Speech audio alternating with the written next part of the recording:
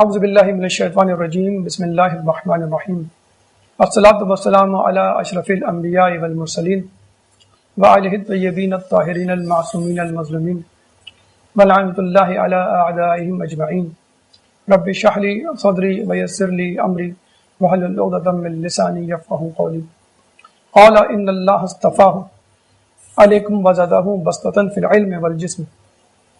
عزیزان گرامی، سامعین اکرام، السلام علیکم ورحمۃ اللہ وبرکاتہ۔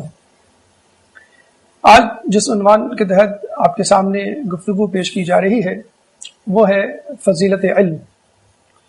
اس عنوان کے تحت جو گفتگو آپ کے سامنے رکھی جائے گی اس میں سب سے پہلے تو چند مقدماتی باتیں اور نکات آپ کے سامنے پیش کیے جائیں گے، جس سے اندازہ ہوگا کہ اس گفتگو کی کتنی اہمیت ہے، اور اس مقدماتی کلمات کے ساتھ ہم اس نتیجے پر پہنچنے کی کوشش کریں گے کہ اصل علم کیا ہے، یعنی علم کی تعریف، جو کہ ہماری گفتگو کا دوسرا مرحلہ ہوگی۔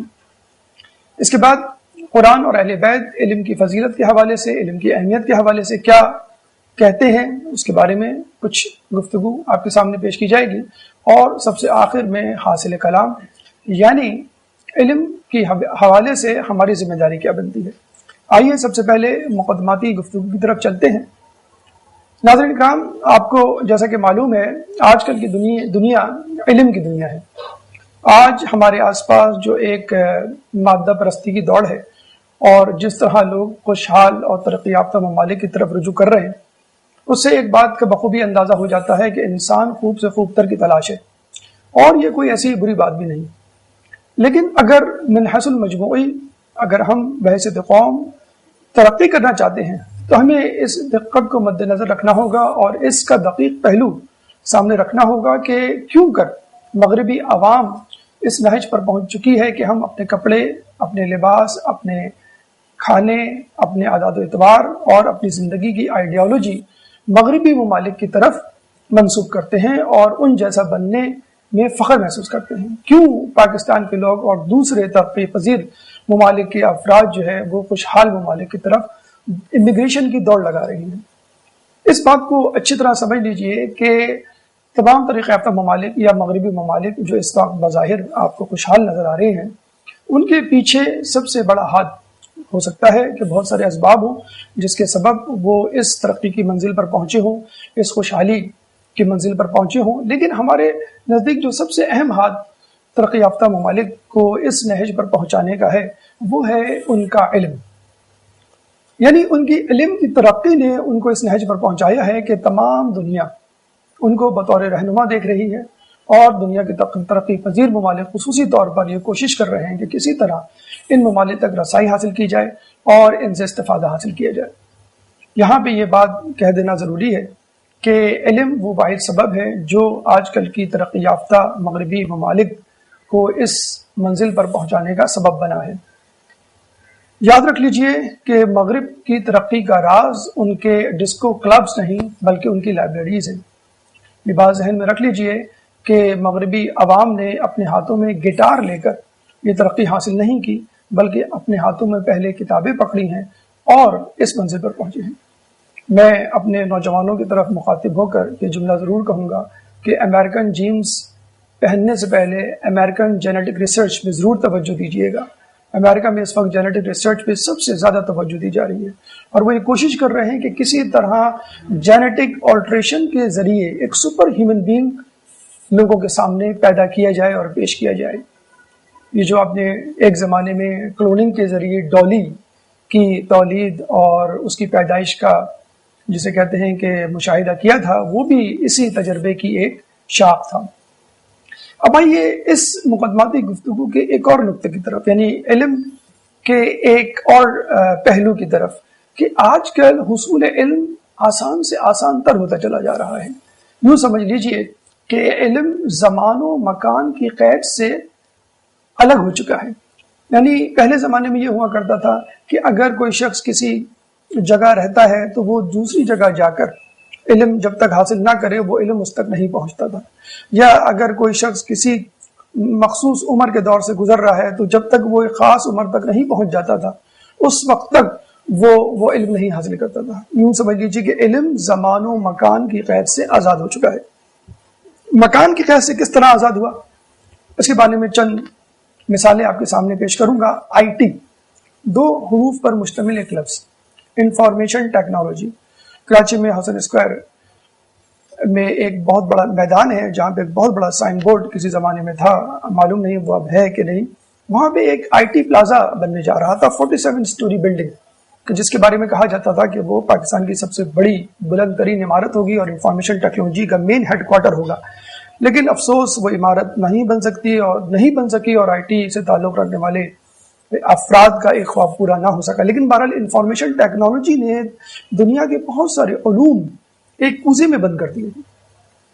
اسی آئی ٹی کی بات کو آگے بڑھاتے ہوئے ہم آگے چلیں تو جو لوگ کمپیوٹر پروگرامنگ سے وابستہ ہیں اور جو اوریکل پروگرام کو سیکھ چکے ہیں یا ان کی نو ہاؤ رکھتے ہیں، ان کو معلوم ہوگا کہ اس میں ایک ٹرم یا ایک فیلڈ ہے جس کے بارے میں ہم کہتے ہیں بی آئی، جس کو بی آئی کہا جاتا ہے، بزنس انٹیلیجنس. بزنس انٹیلیجنس کیا ہے؟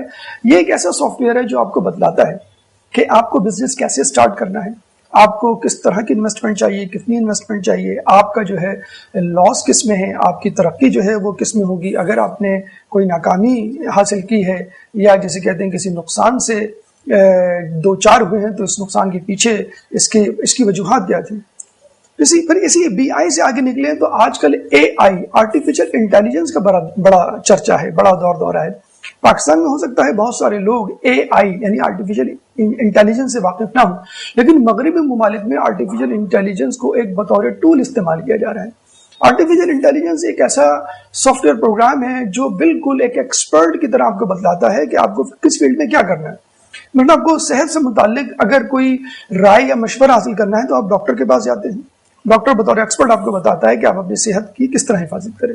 اگر آپ کو کوئی پراپرٹی لینی ہے تو آپ کو پراپرٹی ڈیلر کے پاس جانا پڑتا ہے، پراپرٹی ایجنٹ کے پاس جانا پڑتا ہے، جو آپ کو بتاتا ہے کس طرح کی کیسی اور کس وقت پراپرٹی آپ کے لیے مناسب رہے گی. اسی طرح آپ کی گاڑی اگر خراب ہو جاتی ہے تو آپ گاڑی کے میکینک یا انجینئر کے پاس جاتے ہیں، آٹو موبائل انجینئر کے پاس جاتے ہیں جو آپ کو بتلاتا ہے کہ آپ کی گاڑی میں کیا پرابلم ہے. اسی طرح مختلف فیلڈز کے لوگ آپ کو اپنی ایکسپرٹیز اپنے مشوروں سے نوازتے ہیں. آرٹیفیشل انٹیلیجنس کمپیوٹر کا ایک ایسا پروگرام ہے جس میں لوگ اپنی رسپیکٹو فیلڈ سے متعلق مشورے حاصل کر سکیں گے اور بالکل ایسا لگے گا کہ کوئی ایکسپرٹ ان کے سامنے بیٹھا ان سے باتیں کر رہا ہے، حالانکہ وہ پروگرام ہوگا جو ان کے سوالات کا جوابات دے رہا ہوگا. اس آرٹیفیشل انٹیلیجنس کو ابھی بھی مغرب میں عوام الناس میں تو مقبولیت حاصل نہیں ہوئی، لیکن جو خواص الناس یعنی سائنٹسٹ اور دانشور طبقہ ہے وہ اس سے استفادہ کر رہا ہے. اس وقت انگلینڈ کا سب سے مشہور سائنسدان فزکس کا پروفیسر اسٹیفن ہاکنگ خود اس سے استفادہ حاصل کر رہا ہے. اور اسٹیفن ہاکنگ جو اس وقت بلا شبہ دنیا کا آئنسٹائن کہا جاتا ہے، اگر وہ سائنس کا نہیں تو کم از کم فزکس کا ایک بے تاج بادشاہ ضرور ہے. اسٹیفن ہاکنگ یہ کہتا ہے کہ آرٹیفیشل انٹیلیجنس نے یقیناً ایک انقلاب برپا کر دیا ہے اور ایک وہ دن آئے گا کہ وہ یہ انسانی دماغ کو بھی پیچھے چھوڑ دے گا. جس طرح آج کل بہت سارے بچوں کیا بڑوں کو اگر کہا جائے کہ ٹیبل سناؤ تو ان کو 19 کا ٹیبل تو کیا 9 کا ٹیبل بھی نہیں آتا. سمپل میتھمیٹیکل کیلکولیشنز یا مینٹل میتھ سے ہم لوگ عاری ہو چکے ہیں، ہمیں دوسروں کے فون نمبر تو کیا خود اپنا فون نمبر نہیں یاد رہتا. یہ سب کس وجہ سے ہے کہ ہم نے کیلکولیٹر اور کمپیوٹر پہ ڈیپینڈ کرنا شروع کر دیا. بالکل اسی طرح لوگ مغربی دنیا میں دانشور طبقہ آرٹیفیشل انٹیلیجنس پہ توقع کر رہا ہے، ان کی سوچوں نے اپنے دروازے بند کر لیے ہیں، ان کے ذہن جو ہے اب آرٹیفیشل انٹیلیجنس پہ ڈیپینڈ کرنے لگے ہیں. اب وہ یہ نہیں سوچتے کہ میرے مسائل کا حل کیا ہے، بلکہ وہ کمپیوٹر کا سوئچ آن کر کے اس سے پوچھتے ہیں کہ بتاؤ میرے مسائل کا حل کیا ہے. یقیناً اس سے انسان کی ذہنی ترقی رک سکتی ہے اگر انسان نے اپنے ذہن کو مکمل طور پہ سوچنے کے لیے بند کر دیا. اس کے بعد ایک اور چیز جو اس جہت سے بہت امپورٹنٹ ہے وہ ہے زمان کی قید. آپ دیکھتے تھے کہ پہلے ایک زمانہ یہ ہوتا تھا کہ لوگ 25-30 سال میں کہیں جا کر اپنے پیروں پہ کھڑے ہوتے تھے اور کوئی ایسی ڈگری حاصل کرتے تھے کہ وہ اپنا روزگار تلاش کر سکے. لیکن اب یہ معاملہ بہت عجیب صورتحال اختیار کر گیا ہے. اسی آئی ٹی پروفیشنل کی بدولت کچھ ایسے سافٹ ویئر آگے ہیں کہ نوجوان تو کیا بچے وہ ڈگری حاصل کر رہے ہیں جو ایک زمانے میں لوگ 25 سال بعد حاصل کیا کرتے تھے. کچھ عرصے پہلے کی بات ہے کہ MCSE بل گیٹس کی کمپنی مائکروسافٹ کا ایک ایسا پروگرام ڈگری یا جس کہتے ہیں کہ ڈپلوما تھا کہ جس کو حاصل کرنے کے بعد امریکہ کی کمپنی سافٹ ویئر میں داخلہ لے لیا کرتے تھے. اور یہ ڈگری کون حاصل کیا کرتا تھا؟ انٹر اور بیچلر بی ایس سی کیے ہوئے افراد. لیکن اب یہ ڈگری بچے بھی حاصل کر رہے ہیں. ابھی حال ہی میں خبر آئی ہے کہ ایک 6 سالہ بچے نے جس کی عمر غالباً 6 سال بھی نہیں، 5 سال 11 مہینے کا یہ بچہ ہے، برمنگم کا رہائشی ہے، پاکستان سے اس کا تعلق ہے، آیان قریشی، جس نے فقط 6 سال کی عمر میں MCSE کی ڈگری حاصل کر لی ہے. اسی طرح 9 سال کی عمر میں رائے ہارس منظور جو کہ خود پاکستان کا رہنے والا ہے، اس نے او لیول کی ڈگری حاصل کر لی ہے. ان دونوں بچوں کے نام Guinness book of world record میں لکھے جا چکے ہیں. Youngest MCSE degree holder from Pakistan, youngest O level degree holder from Pakistan. لیکن اس میں آپ کو قطعی طور پہ کسی کمپلیکس میں مبتلا ہونے کی ضرورت نہیں ہے. ہمارے پاس دینی فیلڈ میں بھی ایسی کئی مثالیں موجود ہیں کہ لوگوں نے بہت ہی کم عمری میں بہت ایسے کارنامے انجام دیے جن کو حاصل کرنے کے لیے، جن کو کرنے کے لیے لوگوں کی عمریں گزر گئی. محقق ہلی اور علامہ ہلی، باپ اور بیٹے، دونوں بہت ہی کم عمر میں مجتہد کے درجے پر فائز ہو چکے تھے. اور بہت دور کیوں جائیں، ابھی حال ہی میں محمد حسن طباطبائی کی انٹیلیجنس کے بڑے چرچے تھے، جنہوں نے قرآن کے حوالے سے بہت زیادہ جسے کہتے ہیں کہ اعلیٰ کارکردگی کا مظاہرہ کیا. انتہائی بہترین حافظ، قرآن کی آیات کو موضوعات کے ساتھ سنانے کے ماہر، قرآن کی زبان میں گفتگو کرنے کے ماہر، اور خود سعودی عرب جا کر اس کے بادشاہ کے سامنے اپنا لوہا منوانے والے محمد حسن طباطبائی کو انگلینڈ کی یونیورسٹی نے فقط 9 سال کی عمر میں PhD اسلامیات کی ڈگری سے نوازا. بہرحال یہ وہ مثالیں ہیں، اور آج کل کے دور میں یقیناً علم زمان و مکان کی قید سے آزاد ہو چکا ہے. تو پہلی بات مقدماتی گفتگو میں ہم نے یہ کی کہ آج کل ترقی یافتہ ممالک کی خوشحالی اور ترقی کا واحد سبب ان کا علم ہے، اور علم زمان و مکان کی قید سے آزاد ہو چکا ہے. اب کوئی حجت باقی نہیں رہی. کوئی یہ نہیں کہہ سکتا کہ میں پاکستان کے فلاں پسماندہ علاقے سے تعلق رکھتا ہوں، چنانچہ یہ علم یا یہ ڈگری حاصل نہیں کر سکتا، یا میری عمر گزر گئی اور اب جو ہے میں یہ ڈگری حاصل نہیں کر سکتا. اب تو بہت وقت ہو چکا. ڈبل پروفیشن ایک ایسا جو ہے نام ہے، ایک ایسی اصطلاح ہے جو امریکہ میں بہت زیادہ رائج ہو چکی ہے. یعنی ایک آدمی بیک وقت ڈاکٹر بھی ہے، لائر بھی ہے، ایک آدمی بیک وقت انجینئر بھی ہے، MBA بھی ہے، ایک آدمی بیک وقت IT پروفیشنل بھی ہے اور بزنس مین بھی ہے. یعنی 2 پروفیشن کو ایک ساتھ ملانا یا 2 سے زیادہ پروفیشنز کو ایک ساتھ ملانا ایک بہت عام سی بات بن گئی ہے. اور اگر ویکیپیڈیا پہ جا کے پولی میتھ لکھیں اور سرچ کریں تو آپ کو پتہ چلے گا کہ دنیا میں جو 100 ٹاپ پولی میتھ ہیں ان میں سے 30 کا تعلق مسلمانوں سے ہے. پولی میتھ کسے کہتے ہیں؟ کہ وہ لوگ جو ایک سے زیادہ فیلڈز میں دسترس رکھتے ہیں. بہرحال یہ ایک بات ہوئی کہ انسان اس وقت علم کی معراج یا علم کے عروج کے زمانے سے گزر رہا ہے، اور عنقریب علم جو ہے ایک بوم، ایٹم بوم کی جسے کہتے ہیں کہ شکل اختیار کر جائے گا. لیکن یہاں پر ایک منفی پہلو، جسے کہتے ہیں کہ ہر دوا کا ایک سائیڈ ایفیکٹ ہوتا ہے، یہاں پہ جو ترقی ہے اس کا بھی ایک سائیڈ ایفیکٹ سامنے آیا ہے، جس کو کچھ احساس کمتری میں مبتلا لوگوں نے اپنے سر پہ سوار کر لیا ہے. وہ کیا ہے؟ وہ احساس کمتری یہ ہے کہ جن لوگوں کو ترقی کرنی ہے ان کو دین اور مذہب سے کنارہ کشی اختیار کرنی ہوگی، اور جن لوگوں کو مذہب کی طرف جانا ہے ان کو ترقی کی دوڑ میں اپنا نام ہٹا لینا چاہیے، ترقی کی دور سے ہٹ جانا چاہیے. حالانکہ بالکل ایک غلط کانسیپٹ اور ایک جو ہے باطل نظریہ ہے. یہ عین ممکن ہے کہ ایک انسان دین کی طرف راغب ہو، مذہبی ہو، اور اس کے ساتھ ساتھ دنیا کی دوڑ میں، سہولیات کی دوڑ میں اور علم کی دوڑ میں بھی، دنیا کے علم کی دوڑ میں بھی آگے ہو. لیکن اس وقت جو صورتحال ہے وہ کچھ اس طرح ہے کہ ترقی یافتہ ممالک دین سے دور ہوتے چلے جا رہے ہیں، اور اس دین سے دوری نے ہم کم علم مسلمانوں کو اس کمپلیکس میں مبتلا کر دیا ہے کہ شاید اب عنقریب یہ لوگ ہم پر حاوی ہو جائیں گے اور ہم شاید اپنے دین سے ہاتھ دھو بیٹھے. مثلا میں امریکہ کی ایک اینکر وومن ہیلن کا تذکرہ کروں گا کہ جس نے امریکہ میں، آپ کو معلوم ہے کہ مذہب پہ، خدا پر لطیفے اور مذاق بنانا بہت آسان کام ہے. یہ وہ قوم ہے جو قوم عاد اور سمود کی طرح ترقی کے نشے میں، طاقت کے نشے میں اتنی زیادہ جسے کہتے ہیں کہ مدہوش ہو چکی ہے کہ اب اس کو مذہب اور خدا کی کوئی فکر نہیں. جس طرح ایک زمانے میں کمیونزم جب اپنے عروج پر تھا تو نعوذ باللہ وہ خدا اور مذہب کے خلاف لطیفے بنایا کرتے تھے، مذاق اڑایا کرتے تھے، اور اللہ تعالیٰ نے قوم عاد اور سمود کی طرح کمیونزم کے بت کو جس طرح 1980s میں زمین بوس کیا، اسی طرح اب انشاءاللہ کیپٹلزم اور دنیا کی وہ ترقی یافتہ قومیں جو خدا اور مذہب کو مذاق بنانے پر تلی ہوئی ہیں، عنقریب وہ بھی زمین بوس ہونے والی ہیں۔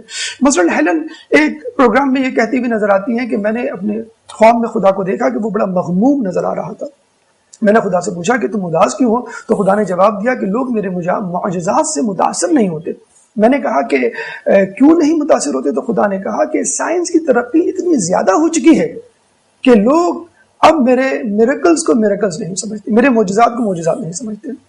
چلیں آپ یہ کہہ سکتے ہیں کہ ہیلن ایک جاہل ایک سیلیبریٹی ہے، اور ہو سکتا ہے کہ اس کو ایک چیپ پاپولیرٹی چاہیے تھی، سستی شہرت چاہیے تھی، اس نے شاید دین پر اور خدا پر جو ہے وہ تباہ آزمائی کی۔ لیکن اسٹیفن ہاکنگ، جس کا بھی میں نے تذکرہ کیا، جنہوں نے یہ کہا کہ آرٹیفیشل انٹیلیجنس خود انسان کو پیچھے چھوڑ دے گی، جو اس وقت فزکس کے بے تاج بادشاہ ہیں، سائنسدان ہیں بہت بڑے، انہوں نے ایک جگہ یہ کہا کہ ہم اب اس ترقی کی منزل پر پہنچ چکے ہیں کہ جہاں ہم خدا کا ذہن پڑھ سکتے ہیں، we can read God's mind۔ دیکھیں یہ بھی وہی تکبر ہے، وہ جسے کہتے ہیں نا کہ خدا جب حسن دیتا ہے نزاکت آ ہی جاتی ہے، تو خدا جب علم دیتا ہے تکبر آ ہی جاتا ہے، خدا جب طاقت دیتا ہے تکبر آ ہی جاتا ہے۔ لیکن وہ یہ علم ہے کہ جس کو خدا نے نہیں دیا، لوگوں نے خود حاصل کیا۔ اگر خدا علم دیتا ہے تو اس کے ساتھ خیر خواہی اور تواضع انکساری بھی دیتا ہے۔ بہرحال اسٹیفن ہاکنگ نے جب یہ کہا تو یقیناً بہت سارے لوگ جو تھوڑے بہت خوش فہمی یا آپٹمزم جسے کہتے ہیں کہ رکھتے تھے اس بارے میں کہ شاید جو ہے وہ سائنس جو ہے وہ اسلام کے ساتھ ہو جائے یا اسلام پہ چلنے والے سائنس میں کچھ کارہائے نمایاں انجام دیں، لیکن جس طرح سائنسدانوں کی حفظہ سرائی بڑھتی جا رہی ہے اور جس طرح ترقی یافتہ ممالک اور ان کی اقوام مذہب کو اور خدا کو جسے کہتے ہیں کہ بھلا بیٹھے ہیں، نہ صرف بھلا بیٹھے ہیں بلکہ اپنے آپ کو اس کے سامنے پیش کر رہے ہیں کہ اب ہم تم کو بھی شکست دینے والے ہیں۔ ان تمام لوگوں کے لیے چند مثالیں میں آپ کے سامنے آج پیش کرنا چاہوں گا، جس سے یہ ثابت کرنے کی کوشش کی جائے گی کہ اس وقت سائنس کے میدان میں جن بڑی بڑی تحقیقات اور دریافتوں پر کام ہو رہا ہے وہ عنقریب ہمیں توحید الہی پر لے جا کر چھوڑیں گی۔ یہاں پہ بڑا دلچسپ چھوٹا سا واقعہ مجھے یاد آتا ہے کہ فلسفی ابو علی سینا جب بادشاہ کی وزارت سے تنگ آ گیا اور اس نے اس وزارت کو چھوڑنے کا ارادہ کیا تو بادشاہ نے صاحب کہہ دیا کہ میں تمہیں اس کی اجازت نہیں دوں گا۔ اب آپ کو معلوم ہے کہ بادشاہ کی نوکری مشکل سے ملتی ہے اور اس کو چھوڑنا بھی بڑا مشکل ہوتا ہے۔ بہرحال ابو علی سینا کسی طرح بادشاہ کے محل سے فرار ہو گیا اور رستے میں اس علاقے میں پہنچا کہ جہاں پہ اس وقت بہت بڑا عارف، غالباً عارف الخیری اس کا نام تھا، وہاں موجود تھا۔ دونوں میں رات بھر مناظرہ ہوا، مذاکرہ ہوا کہ خدا تک کیسے پہنچا جائے۔ ابو علی سینا بدستور فلسفے کے نکات بیان کرتا رہا کہ فلسفے کی یہ منطق، یہ لاجک اور یہ طریقہ کار ہے جس کی وجہ سے ہم خدا کو ثابت کر سکتے ہیں، خدا کی معرفت حاصل کر سکتے ہیں۔ اور وہ عارف جو ہے وہ وقالو سمعنا کی منزل کی طرف اشارہ بار بار کرتا رہا کہ ہم وحی الہی کو بس ویسے ہی جذب کرنے کی صلاحیت رکھتے ہیں اور ہمیں چوں چاہ اور کسی نقطے اور دلیل کی ضرورت نہیں خدا کی طرف پہنچنے کے لیے۔ وہ سیر و سلوک کی منازل جسے کہتے ہیں کہ بتلاتا رہا اور ابو علی سینا اپنے فلسفے کے نقطے اس کو سناتا رہا۔ رات جب گزر گئی تو لوگوں نے جب اس عارف سے پوچھا کہ تم نے ابو علی سینا سے کیا حاصل کیا، تو اس نے کہا کہ یہ فلسفی اندھیرے میں ہاتھ ٹٹول ٹٹول کر اس طرف جانا چاہ رہا ہے کہ جس طرف ہم پہلے سے موجود ہیں۔ تو ہم برملا اس کا اظہار کرتے ہیں، پورے کانفیڈنس کے ساتھ اس کا اظہار کرتے ہیں کہ سائنسدان اور مغربی اقوام جس ترقی جستجو کی طرف گامزن ہے وہ رستہ وہیں ختم ہوگا جہاں پہلے سے یعنی اسلام پہلے سے اشارہ کر رہا ہے۔ اس کی مثال میں آپ کو دوں گا، چند دریافتیں، چند جستجو، چند ایجادات کی جن کی طرف سائنس کی توجہ ہے وہ کس طرح ہم کو توحید الہی کی طرف لے کے جا رہی ہیں۔ مثلا سب سے پہلے ایک اہم ترین ریسرچ جو اس وقت سائنسدان کر رہے ہیں وہ ہے گاڈس پارٹیکل کی۔ گاڈس پارٹیکل کیا ہے؟ سائنسدانوں کے مطابق بلینز آف ایئرز پہلے دنیا میں ایک دھماکہ ہوا تھا اور اس دھماکے سے جو ہے یہ دنیا وجود میں آئی۔ اس دھماکے سے جو کہ ایک میٹر، ایک مادے کی پھٹنے کی وجہ سے ہوا تھا، ستارے سیارے بنے اور یہ سیارے اپنے مدار میں گھومنے لگے۔ اس میں ایک سیارہ زمین تھا جس میں پانی پہلے نکلا، اس کے بعد نباتات نکلی اور پھر جسے کہتے ہیں کہ انسان وجود میں آیا۔ بہرحال گاڈس پارٹیکل کم و بیش ہمیں وہی کچھ بتلاتا ہے جو قرآن میں کن فیکون کی منزل ہے، یعنی اللہ تعالیٰ نے کن کہا فیکون یعنی ہو گیا. اور سائنسدان بھی یہی کہتے ہیں کہ 1 ملی سیکنڈ کے اندر ایک دھماکہ ہوا اور سب کچھ وجود میں آ گیا. بہت زیادہ لمبی چوڑی پریپریشن نہیں کرنی پڑی. اور سائنسدان جس سیکوینس سے بتاتے ہیں کہ ان مخلوقات کو وجود میں لانے کی جو سیکوینس تھی وہ یہ تھی: پانی، جمادات، نباتات، حیوانات اور انسان. بالکل یہی سیکوینس اللہ تعالیٰ نے قرآن میں سورہ فاطر آیت نمبر 30 میں اس کا تذکرہ کیا ہے. ایک اور ریسرچ جس میں سائنس ہمیں توحید کی طرف یا اسلام کی بتائی ہوئی تعلیمات کی طرف اشارہ کرتی ہوئی نظر آتی ہے، وہ ہے پیرالل یونیورس. سائنسدانوں کے مطابق کہ اس وقت اس دنیا کے علاوہ ایک اور دنیا موجود ہے، اور اس دنیا میں ہماری طرح کی مخلوق موجود ہے. سائنسدان اس دنیا کو، اس یونیورس کو تلاش کرنے کی کوشش کر رہے ہیں، اور وہ یہ کہہ رہے ہیں کہ ہو سکتا ہے وہ دنیا ہمارے آس پاس موجود ہو، ایون 1 ملی سیکنڈ کے فاصلے پر ہو، اور ہو سکتا ہے کہ وہ ہماری دنیا سے بہت دور ہو، اور یہ بھی ممکن ہے کہ اس دنیا کے لوگ ہماری دنیا میں آتے جاتے ہوں. اس کی مثال وہ اس طرح دیتے ہیں کہ جیسے ایک الیکٹران اپنی مدار میں مسلسل گھوم رہا ہے، چنانچہ وہ ایک وقت میں کئی جگہ پر موجود ہوتا ہے. جس طرح ایک پنکھا جب گھومتا ہے، چلتا ہے، تو اس کے جو بلیڈز ہیں ایک وقت میں کئی جگہ موجود ہوتے ہیں. رکے ہوئے پنکھے میں اگر آپ اپنی انگلی لگائیں تو آپ خالی جگہ پر اپنی انگلی رکھ سکتے ہیں، لیکن اگر چلتے ہوئے پنکھے میں اگر آپ انگلی لگانے کی کوشش کریں تو پنکھے کے بلیڈز ہر طرف موجود ہوں گے، ہر جگہ موجود ہوں گے اپنے ریڈیس میں، اور وہ اپنے آپ کی انگلی کو زخمی بھی کر سکتے ہیں. بہرحال وہ کہہ رہے ہیں کہ جب کوئی چیز بہت تیزی سے سفر کرتی ہے تو ایک ہی وقت میں کئی جگہ موجود ہوتی ہے. یہاں پر وہ یہ کہنا چاہ رہے ہیں کہ اس دنیا کے علاوہ بھی ایک دنیا موجود ہے. مجھے بتائیے کیا وہ عالم برزخ کی طرف اشارہ نہیں کر رہے؟ وَلَا تَقُولُوا لِمَن يُقْتَلُ فِي سَبِيلِ اللَّهِ أَمْوَاتٌ بَلْ أَحْيَاءٌ وَلَكِن لَا تَشْعُرُونَ. جو لوگ اللہ کی راہ میں مارے جائیں انہیں مردہ نہ کہو، بلکہ وہ تو زندہ ہیں، لیکن تمہیں ان کا شعور نہیں. ایک اور ریسرچ جس میں سائنسدان بہت زیادہ جستجو کر رہے ہیں وہ ہے ڈارک میٹر. ڈارک میٹر کیا ہے؟ ڈارک میٹر وہ میٹر ہے جو ہمیں نظر نہیں آتا، جس کو ہم دیکھ نہیں سکتے، جس کو ہم سن نہیں سکتے، جس کو ہم چھو نہیں سکتے، جس کو ہم سونگھ نہیں سکتے، لیکن وہ میٹر موجود ہے. ایک زمانے میں یہ میٹر 25% تھا، پھر یہ 50% ہوا، اس کے بعد اب اس کی اماؤنٹ، اس کی تعداد، مقدار 75% تک ہو گئی ہے.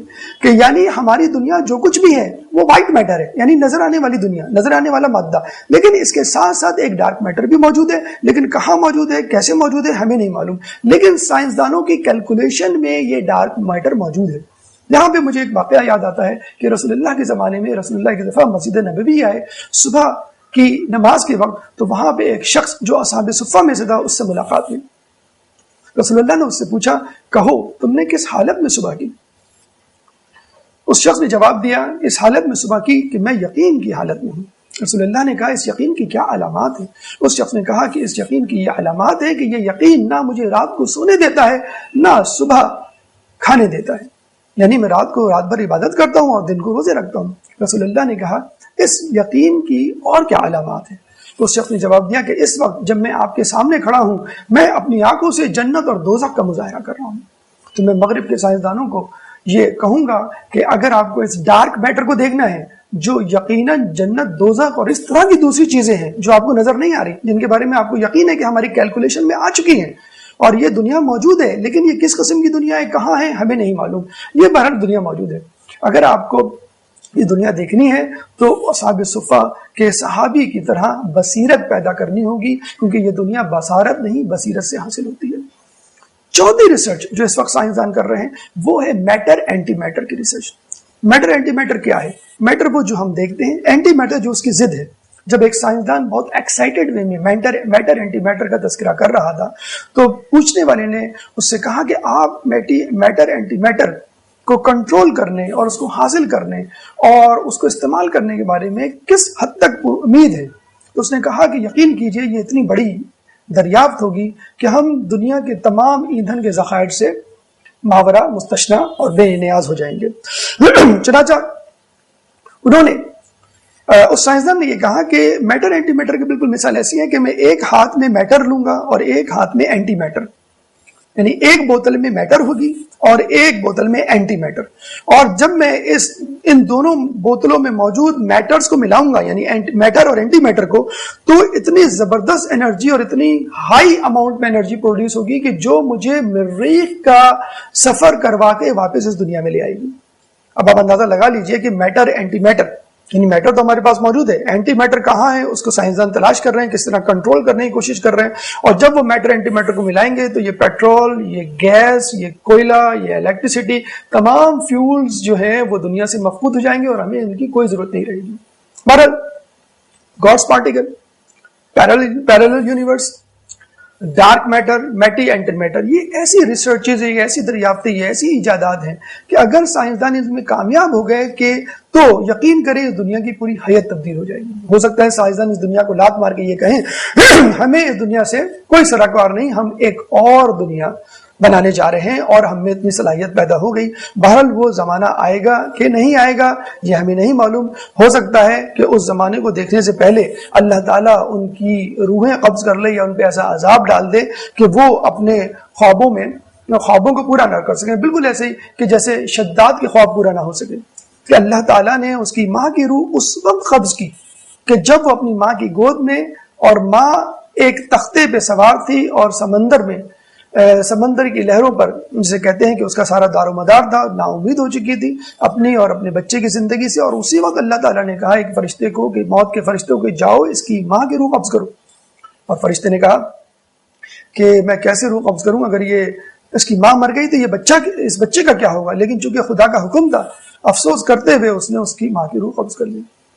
اور یہ سوال تھا جو اللہ تعالیٰ نے اس فرشتے سے پوچھا تھا، موت کے فرشتے سے، کہ تمہیں کب تکلیف ہوئی، کب افسوس ہوا کسی کی روح قبض کرتے ہوئے؟ دو موقعوں پر، ایک یہ اور دوسرا یہ کہ شداد جو دنیا کا بادشاہ تھا، کہ جس نے جنت بنائی تھی، بلا شبہ اس نے کفر کا کام کیا تھا، اللہ کے مقابلے میں جنت کھڑی کی، 1000 سونے چاندی کے محلات اس نے تعمیر کیے، دودھ اور شہد کی نہریں اس میں جاری کی، صرف اس وجہ سے یہ ثابت کرنے کے لیے میں خدا ہوں اور میں اپنی عبادت کرنے والے کو یہ جنت دوں گا۔ اور جب اس کی جنت تیار ہو گئی اور جب وہ وہاں جانے لگا، اپنے گھوڑے پر تھا، ایک جسے کہتے ہیں کہ اس کا پاؤں گھوڑے کی نال پہ تھا اور دوسرا جو ہے وہ ہوا میں تھا، اللہ تعالیٰ نے موت کے فرشتے کو کہا کہ جاؤ اس کی روح قبض کر لو۔ اس وقت موت کے فرشتے کو پھر دوبارہ افسوس ہوا کہ کاش یہ اپنی جنت ہی دیکھ لیتا۔ اللہ تعالیٰ نے بعد میں اس فرشتے سے کہا کہ یہ وہی بچہ ہے جس کی ماں کی روح قبض کرنے کے لیے میں نے تمہیں کہا تھا۔ دیکھیں اللہ تعالیٰ نے شداد یعنی یتیم بچے کو بادشاہ بنایا، اور بادشاہ بننے کے بعد اس نے خدائی کا دعویٰ کر دیا، اور یہی کچھ آج کل کے مغربی دور کے سائنسدان کر رہے ہیں کہ وہ ترقی کرنے کے بعد خدا کے برابر اور خدا کے مقابل آ کے کھڑے ہو گئے ہیں۔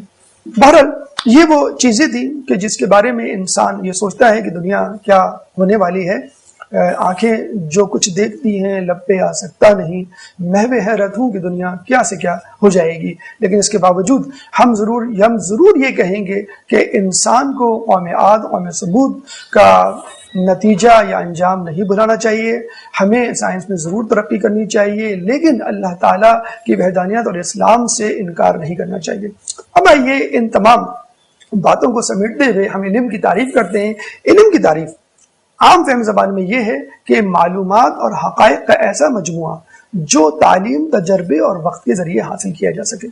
لیکن اگر ہم اسلام کی نظر سے علم کو دیکھیں تو بہت خوبصورت تعریف ہمیں حدیث کی صورت میں نظر آتی ہے، جو حوزہ علمیہ کی پہلی کتاب صرف میر کے پہلے صفحے پہلی سطر پہ لکھی ہوئی ہے، اور وہ ہے اول العلم معرفت الجبار و آخر العلم تفویض الامر الیہ۔ علم کی پہلی سیڑھی معرفت جبار ہے اور علم کی آخری سیڑھی تفویض الامر علیہ یعنی تزکیہ نفس سے اپنے تمام امور اللہ کے سپرد کر دینا ہے۔ چنانچہ علم وہی ہے جس سے معرفت الہی حاصل ہو سکے، علم وہی ہے جس سے تزکیہ نفس ہو سکے، کیونکہ تزکیہ نفس ہی اصل کامیابی ہے۔ اب آئیے آخری چند لمحات، چند منٹ آپ کے، وہ یہ کہ یاد کر لیجئے کہ علم جو ہے وہ انسان کو نت نئے انکشافات کی طرف لے جاتا ہے۔ مولا علی فرماتے ہیں کہ اگر حجابات ہٹا دیے جائیں تو میرے ایمان میں اضافہ نہ ہو۔ ایک زمانے میں ایک آرٹیکل میں پڑھ رہا تھا پروفیسر عطا الرحمان کا، جو ہمارے ملک کے بہت بڑے کیمیاء داں پروفیسر اور سائنٹسٹ ہیں۔ انہوں نے یہ لکھا تھا کہ تمام تر دریافتوں اور ایجادات کے باوجود سائنس فقط 6% کائنات کو دریافت کر چکی ہے۔ اور دیکھیے اس طرف مولا علی فرما رہے ہیں کہ اگر حجابات ہٹ جائیں تو میرے ایمان میں اضافہ نہ ہو، یعنی جو 94% مخفی ہے سائنسدانوں کے سامنے وہ مولا علی کے سامنے آیا تھی۔ تو مجھے بتائیے کہ اگر مجھے رہنمائی اور گائیڈ لائن چاہیے تو میں سائنسدانوں کے پاس رجوع کروں گا یا امام مولا علی کی طرف؟ اسی طرح امام جعفر صادق علیہ السلام فرماتے ہیں کہ عالم بنو یا طالب علم بنو، اور ایک اور جگہ آیا ہے کہ انسان دو ہی طرح کے ہیں، عالم یا طالب علم، اور باقی کوڑا کرکٹ۔ چنانچہ بھائی صدر مسلمان ہماری یہ ذمہ داری عائد ہوتی ہے کہ ہم علم کو حاصل کریں۔ یہ بات ذہن میں رکھ لیجئے، علم چاہے فلسفے کا ہو، چاہے سائنس کا ہو، چاہے دین کا ہو، اگر وہ تزکیہ نفس نہیں کرواتا تو وہ علم آپ کے لیے فضول ہے۔ اگر علم دین حاصل کرنے کے بعد بھی عزت، دولت، شہرت کے متلاشی رہتے ہیں تو وہ علم دین کسی کام کا نہیں۔ اگر فزکس، کیمسٹری، سائنس پڑھنے کے بعد آپ خدا کے اوپر آپ کا ایمان مزید مستحکم ہو جاتا ہے تو یہ یقین، یہ علم سراسر آپ کے لیے ثواب سے کم نہیں، عبادت سے کم نہیں۔ آخر میں یہ بات کہ آج کل کے دور میں انسان کس طرح ان دونوں کو مینج کر سکے، کس طرح ٹائم نکال سکے، تو اس کے لیے بھی طویل بہرحال گفتگو درکار ہے۔ لیکن بہرحال یہ یاد رکھ لیجئے کہ جب 6 سال کا بچہ MCSE کا ایگزام پاس کر سکتا ہے، جب 9 سال کا بچہ او لیول کی ڈگری لے سکتا ہے، جب محمد حسن طباطبائی 9 سال میں PhD کر سکتا ہے، تو ہمارے بچے، ہمارے نوجوان اپنا وقت فیس بک، انٹرنیٹ، ٹی وی اور دوستوں کی گپ شپ سے نکال کر اس کو ختم کر کے اپنا یہی وقت علم دین کو بھی دے سکتے ہیں، اور اس طرح وہ علم دین اور علم دنیا دونوں میں آگے بڑھ سکتے ہیں۔ اب آپ یوں دیکھ لیجئے کہ ہمارے یہاں ٹیوشن کلچر کتنا عام ہوتا جا رہا ہے۔ ایک بچہ صبح اسکول میں بھی پڑھے گا، دوپہر میں وہ ٹیوشن بھی پڑھے گا، اور رات کے جب تھک ہار کے آئے گا تو اپنا بھی پڑھے گا۔ اگر اسکول میں اتنی اچھی تعلیم دے دی جائے کہ بچے کو ٹیوشن کی ضرورت نہ پڑے تو وہ بآسانی دوپہر کے بعد حوزہ علمیہ کا رخ کر سکتا ہے اور وہاں پہ علم دین حاصل کر سکتا ہے۔ خود آپ کے کراچی میں ایسے مدارس موجود ہیں کہ جہاں پر ایسے اسکول کے طلبہ یا ایسے جاب کرنے والوں کے لیے شام میں بلکہ رات میں ایسے سیٹ اپس موجود ہیں کہ جس میں حوزہ کا علم حاصل کیا جا سکتا ہے اور عالم دین بنا جا سکتا ہے۔ لیکن صرف اور صرف یہ آپ کی دلچسپی پر منحصر ہے، آپ کی جستجو اور جسے کہتے ہیں کہ آپ کی محنت پر ہے۔ جیسے میں نے کہا کہ امریکہ میں ڈبل پروفیشن اب ایک نئی ٹرمینالوجی نہیں رہی، بہت عام سی بات بن گئی ہے کہ ایک عام آدمی بیک وقت ڈاکٹر، انجینئر، سائنسدان، فزکس کا ماہر یا کیمیا دان یا جسے کہتے ہیں کاروبار، بیک وقت ایک لائر، بہت ساری چیزیں ایک ساتھ کر سکتا ہے۔ اور پولی میتھ کے ٹرمینالوجی اگر آپ وکیپیڈیا پہ تلاش کریں تو آپ کو بہت سارے مسلم اسکالرز نظر آئیں گے جو دنیاوی علوم میں بھی دسترس رکھتے تھے۔ آخر میں بس ہم یہی دعا کریں گے کہ اللہ تعالی ہم سب کو علم دین اور علم دنیا دونوں حاصل کرنے کی توفیق عطا فرمائے، اور اس علم کے ذریعے معرفت الہی حاصل کرنے کی توفیق عطا فرمائے، اپنا تزکیہ نفس حاصل کرنے کی توفیق عطا فرمائے۔ اللہ تعالیٰ سے دعا ہے کہ جو کچھ کہا اور پڑھا اس پر عمل کرنے کی توفیق عطا فرمائے، امام کے ظہور میں تعجیل فرمائے اور ہمیں ان کے جانثاروں میں شامل فرمائے۔ وآخر دعوانا ان الحمد للہ رب العالمین۔